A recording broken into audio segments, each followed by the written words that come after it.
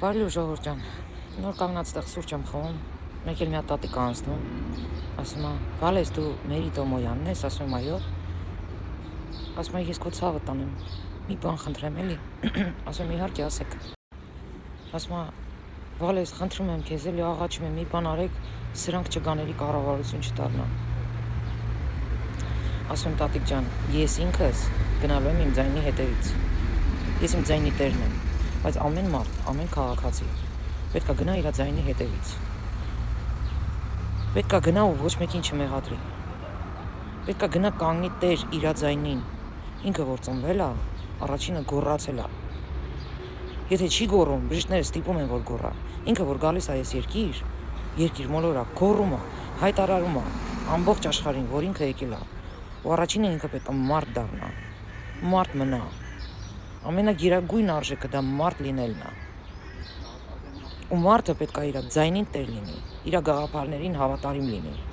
այլ ոչ թե երեք հեղափոխություն անի, այսօր փողի խաթեր պարկի ես ում տակ, անոնել դնի բժիշկ կամ գիտնական կամ պատմաբան կամ չեմ անում ինչ, ակնհայտ հայասպանությունը 135 տարի հերքի ու գնա ես իմ ում տակ պարկի, անեցել հպարտ նկար դնի, որ չգիտես ինչ ասես։ Աբսուրդի ժանրից նա է, որ հելել էին հեղափոխություն էին անում, ճիշտ է հեղափոխության ժամանակ, չգիտեմ որ ծակերն էին մտած, հեղափոխությունը հենց եղավ, հելան պահպանակ ու ես ինձ զրտուզիբիլ դառան,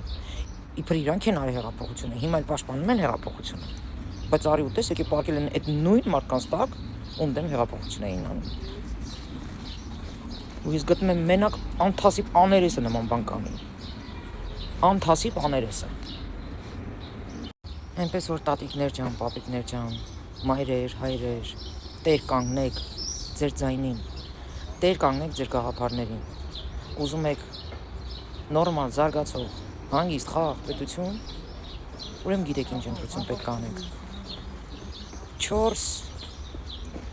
թեկնածուներ են, 4։ Ոչ մեկ չի կարա դառնա ղեկավար։ Կդառնա ղեկավար դրանցից։ Միայն մեկը։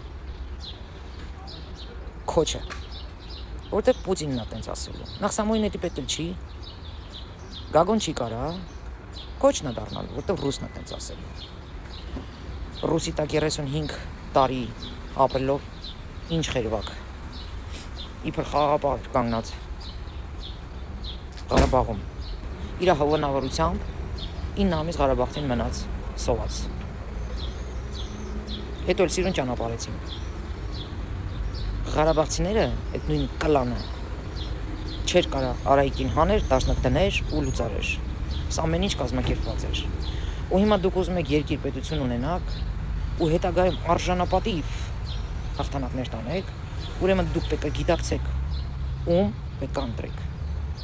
որովհետև դուք փորձ ունեք անցած, ու ամեն մի լակոտ լուկուտ, որ հելնում ասում է, ես գտնում եմ, որ պետք է Քոչարյանին ընտրեք, Ազիզ ջան Քոչարյանը, որ ղեկավար էր ու ինչ էր անում, դու լը մորդ կապն էիր ուտում,